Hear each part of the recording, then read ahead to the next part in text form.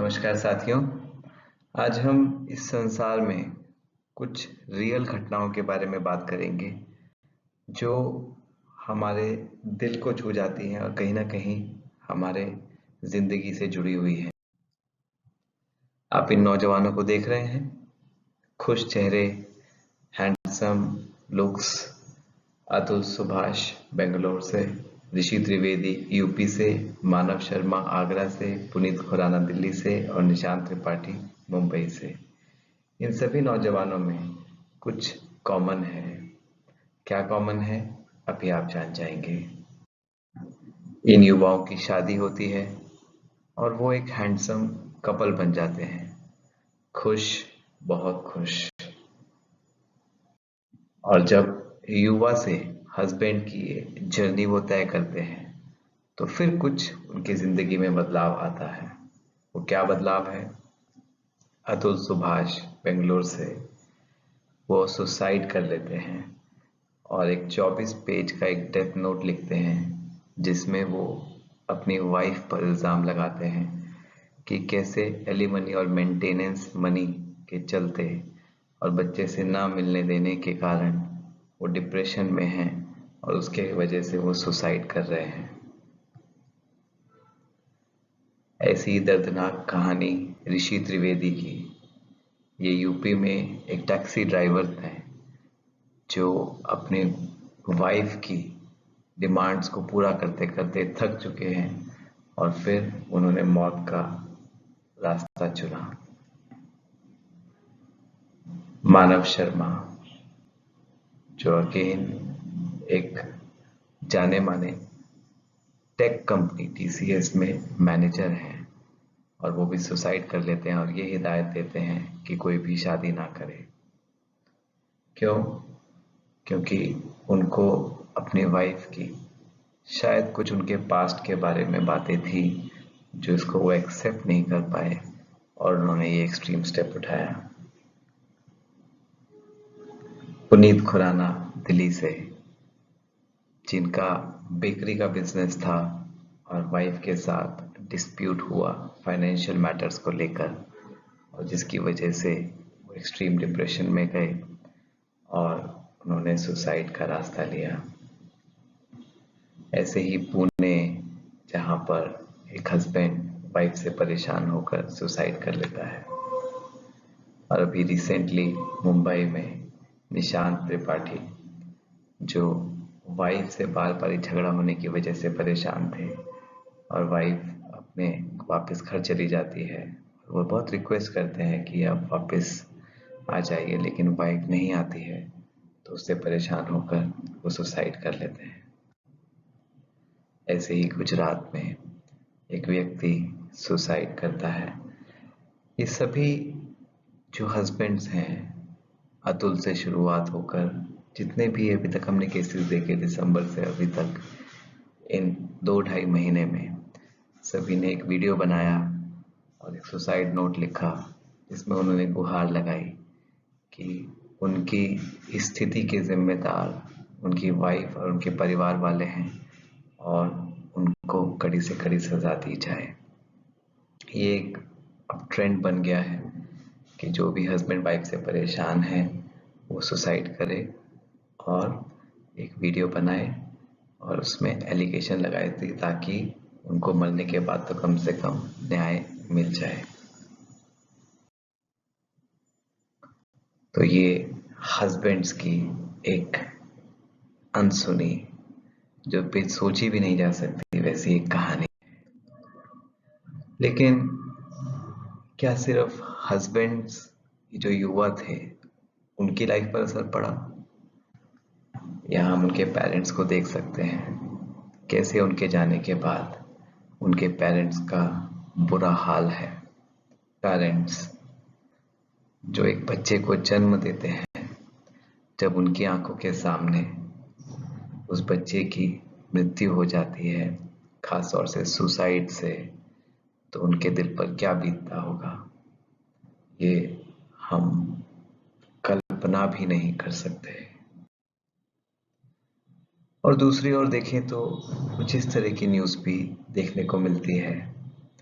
ये महिला जिनके पति और बेटे ने दोनों ने शरीर छोड़ दिया, फिर भी हार नहीं मानी। इनकी कहानी कुछ ऐसी है, जब इनकी शादी हुई तो 1 साल बाद इनको एक बेटी पैदा हुई और उसके कुछ समय बाद एक बेटा पैदा हुआ जो विकलांग था, जिसकी 5 साल बाद मृत्यु हो गई।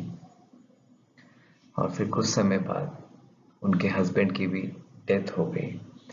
और जब हस्बैंड की डेथ हुई तो वो प्रेग्नेंट थी और 15 दिन बाद उनको एक और बेटा हुआ। उसके बाद कुछ सालों बाद उनके घर में डिस्प्यूट हुआ और बंटवारा हो गया जायदाद का। उनके फादर इन लॉ ने उन्हें कुछ दिन सपोर्ट किया, लेकिन कुछ दिन बाद वो भी चल बसे।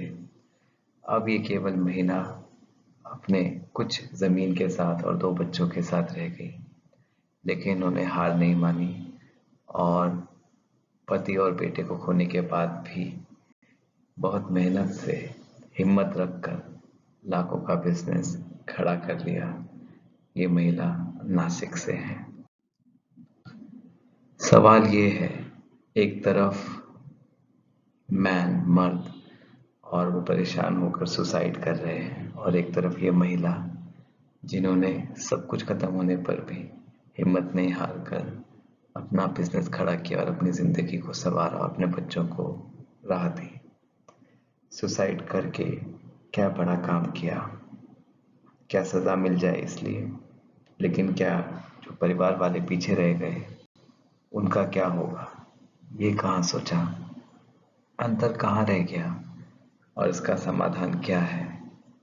सोचने में बड़ा अजीब लगता है कि इतने पढ़े लिखे लोग इतने अलग अलग जगह से सुसाइड कर रहे हैं, लेकिन ऐसा उनके दिमाग में क्या चल रहा होता है जिसकी वजह से वो ये एक्सट्रीम कदम उठाते हैं।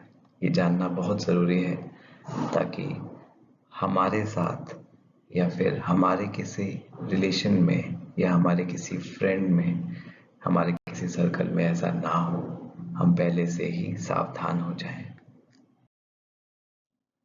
दोस्तों, यहाँ हम आपके साथ एक कहानी शेयर करेंगे उस चालाक लोमड़ी की, उस चतुर लोमड़ी की, जो हमें बचपन में हमारे दादा दादी मम्मी पापा सुनाते थे। एक लोमड़ी जब जंगल से जा रही होती है तो रास्ते में उसे अंगूर की बेल दिखाई देती है, तो अंगूर की को खाने के लिए बहुत कूदती है, लेकिन उसके हाथ वो अंगूर नहीं आते हैं। तो फिर वो वहाँ से आगे चल पड़ती है और कहती है, ये अंगूर तो खट्टे हैं। ये कहानी बच्चों को सुनाते ज़रूर हैं, लेकिन इसके पीछे बहुत गहरे रहस्य छुपे हुए हैं। अच्छा, पहले ये बताइए कि क्या उस लोमड़ी ने जो किया वो सही था? क्या उसे वहां पर और कोशिश नहीं करते रहना चाहिए था? क्या बिना अंगूर को चखे उन्हें खट्टा कहना सही था? इस कहानी का नाम चतुर लोमड़ी की कहानी है। तो इसका मतलब बहुत चतुर थी, तो उसने जो किया होगा शायद सही किया होगा। देखते हैं कैसे, इसके पीछे कौन सी साइकोलॉजी काम करती है। ये बात समझना तो आसान है कि जब उसे अंगूर नहीं मिल रहे थे तो वहां से आगे चलना ही बेहतर है, क्योंकि वहीं पर अगर वो रुकी रहती तो बार बार कोशिश करने पर भी अंगूर तो मिल नहीं रहे थे, वो परेशान होती रहती, रोती रहती। इससे भी इम्पोर्टेंट बात, वो उसने बोला अंगूर खट्टे हैं। ऐसा क्यों? अंगूर खट्टे हैं कहने से उसका जो मन अंगूरों में था वो हट गया। बेशक से वो वहां से आगे चली गई, लेकिन उसका मन अंगूरों में लगा रहता। वो हमें सोचती रहती कि अरे मुझे तो अंगूर मिले नहीं, मेरी किस्मत कितनी खराब है, मैं तो भूखी ही रह गई। परेशान होती रहती, उदास होती रहती। लेकिन जैसे ही उसने बोला कि अंगूर तो खट्टे हैं, उसके मन से वो अंगूर हट गए और वो खुशी खुशी आगे जा पाई। और शायद उसको आगे चलकर अंगूर से भी बेहतर कोई अच्छी चीज मिल गई हो। तो हुई ना कितनी चालाक चतुर लोमड़ी। दोस्तों, यहाँ पर यही समझने की बहुत ज़रूरत है, ये दुनिया परफेक्ट नहीं है। दुनिया भी परफेक्ट नहीं है और हम भी उतने परफेक्ट शायद नहीं हैं। वो लोमड़ी की अगर हाइट और होती तो शायद वो अंगूरों को ले लेती। अंगूर नीचे होते तो भी लोमड़ी के हाथ में आ जाते। तो दोनों ही कारण की वजह से उसको अंगूर नहीं मिले। ऐसे ही हस्बैंड वाइफ के रिलेशनशिप में कभी जरूरी नहीं है कि वाइफ ही हमेशा गलत हो।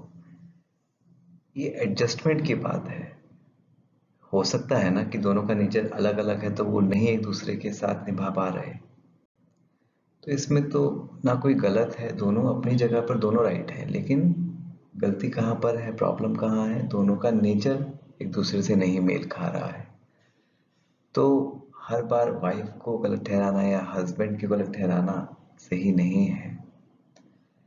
तो जब ऐसी सिचुएशंस आए जहाँ पे हमें लग रहा है कि चीज़ें परफेक्ट नहीं जा रही है, या तो हम एडजस्ट कर लें, और जब हमने देखा कि एडजस्ट नहीं हो पा रहा है तो क्या रास्ता बचता है? मूव ऑन करना, जैसे उस लोमड़ी ने किया। यहाँ पर सभी हस्बैंड्स ने शायद वो मूव ऑन नहीं कर पा रहे थे, वहाँ अटके हुए थे। वो लेडी जो नासिक की थी उन्होंने मूव ऑन कर लिया, इसलिए वो आगे का रास्ता देख पाई। और तीसरा, कई बार मूव ऑन तो कर लेते हैं लेकिन फिजिकली मूव ऑन करते हैं, मन से वहीं अटके रहते हैं। तो फिजिकली तो हम अलग हो जाते हैं, लेकिन मन से जब हम डिटैच नहीं हो पाते तो भी हम परेशान होते रहते हैं। दोस्तों, इस सिद्धांत को हमेशा ध्यान में रखना बहुत ज़रूरी है। Where attention goes energy flows. जहाँ पर हमारी अटेंशन जाएगी वहाँ पर हमारी ऊर्जा फ्लो करेगी। मेडिकली भी कैसे ये काम करता है थोड़ा समझ लेते हैं, ताकि हमारी जो साइकोलॉजी है उसको हम ठीक से यूज़ कर सकें। जब भी हम कुछ सोचते हैं ना दोस्तों, तो जो आप सामने देख रहे हो ये न्यूरॉन है ब्रेन का, ब्रेन की छोटी इकाई, उसमें विद्युत तरंग पैदा होता है। और जब बार बार ही उसमें विद्युत तरंग पैदा होता है तो वो न्यूरॉन्स आपस में कनेक्शन बना लेते हैं। तो ये एक न्यूरॉन है, ये दूसरा न्यूरॉन है, आपस में वो कनेक्शन बना लेते हैं। और इन कनेक्शंस का मतलब होता है वो हमारी पर्सनैलिटी बन जाती है। तो जैसे कनेक्शंस होंगे वैसी हमारी पर्सनैलिटी होगी। जैसे आप इसमें देखिए, ये एक न्यूरॉन है, ये दूसरा है, ये तीसरा है। तो जब बार बार ही कोई विचार किया जाता है तो बार बार ही इन न्यूरॉन्स में विद्युत तरंग पैदा होती है और वो एक कनेक्शन बना लेते हैं और फिर वैसा हमारा संस्कार बन जाता है। और जो हम नहीं सोचते हैं, जहाँ हमारी एनर्जी नहीं जाती है, अटेंशन नहीं जाती है, वहाँ पर संस्कार वो नहीं बन पाता है। इसीलिए एक संस्कार किसी का स्ट्रांग बन जाता है बार बार सोचने से, और दूसरा संस्कार वीक पड़ जाता है। इस सिद्धांत को कहते हैं neurons that fire together wire together. और ये सिद्धांत दिया डोनाल्ड हेब ने, जो ये साइंटिस्ट यहाँ पर आप देख रहे हैं। तो दोस्तों, डिप्रेशन का संस्कार, कहते हैं ना कि ये तो डिप्रेशन में चले गए और डिप्रेशन के बाद ही सुसाइड होता है। तो डिप्रेशन एक दिन में नहीं बनता। ऐसा देखा गया कि जो डिप्रेस्ड नहीं होते और जो डिप्रेस्ड होते हैं उनके ब्रेन में वायरिंग अलग अलग है, सर्किट अलग अलग है। वो सर्किट बार बार नकारात्मक सोच करने से बनती है। तो आज किसी के साथ कोई हादसा हुआ तो उसको डिप्रेशन एक दिन में नहीं होगा, लेकिन जब वो बार बार उसके बारे में वो सोचता रहेगा तो धीरे धीरे वो फायरिंग वायरिंग में बदल जाती है। और वायरिंग मतलब वो संस्कार, जैसी सोच होगी वैसा संस्कार बन जाएगा। तो बार बार सोचने से, नकारात्मक विचार से डिप्रेशन में बदल जाता है। और फिर डिप्रेशन जो होता है, डिप्रेशन का इमोशन हमारे सोचने समझने की शक्ति को खत्म कर देता है। ये भी सिद्धांत को समझना बहुत ज़रूरी है। हमारे ब्रेन में दो हिस्से मुख्य होते हैं। एक होता है प्री फ्रंटल कॉर्टेक्स, जो आगे का हिस्सा होता है, माथा जिसको कहते हैं। और एक होता है अमाइगडाला, जो कान के थोड़ा सा आगे और ऊपर होता है। ये दोनों हिस्सों का काम होता है। प्री फ्रंटल कॉर्टेक्स का काम होता है सोचना समझना, लॉजिक, सही क्या है गलत क्या है। और अमाइगडाला, इसका काम होता है इमोशंस। यहाँ से हम सुख दुख, खुशी गम, गुस्सा, प्यार, ये सब फील करते हैं।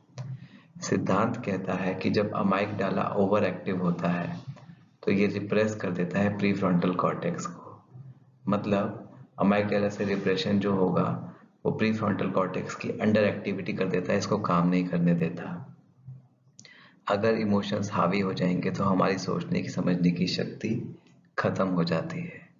अब आप समझे दोस्तों, ये सभी जो युवा थे बहुत पढ़े लिखे थे, बहुत अच्छी अच्छी कंपनीज में थे, लेकिन जब नेगेटिव इमोशंस इतने हावी हो गए तो वो उनकी सोचने की समझने की शक्ति को उन्होंने जैसे खत्म कर दिया। और वही तभी उन्होंने ऐसा एक्सट्रीम स्टेप उठाया, क्योंकि कोई भी समझदार व्यक्ति ऐसा एक्सट्रीम स्टेप नहीं उठा सकता।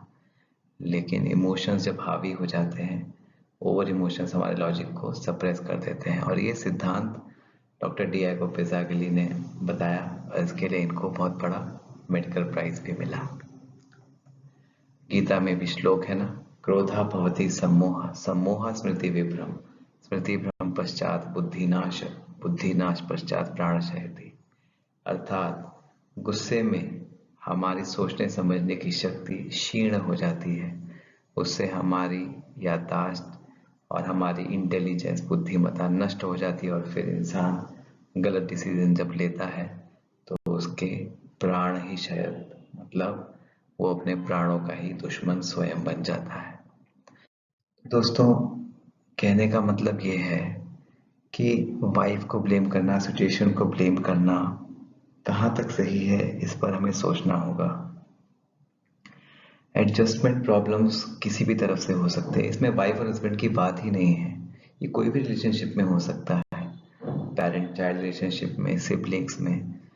जब एडजस्टमेंट नहीं हो रही है तो हम मूव ऑन नहीं कर पाते हैं, और मूव ऑन नहीं करने की वजह से, क्योंकि वो सिचुएशन नेगेटिव है, तो वो नेगेटिव थॉट्स को पैदा करते हैं, और नेगेटिव थॉट्स डिप्रेशन में लेके जाते हैं, और डिप्रेशन से हम लॉजिक से नहीं सोच पाते और गलत डिसीजन ले लेते हैं।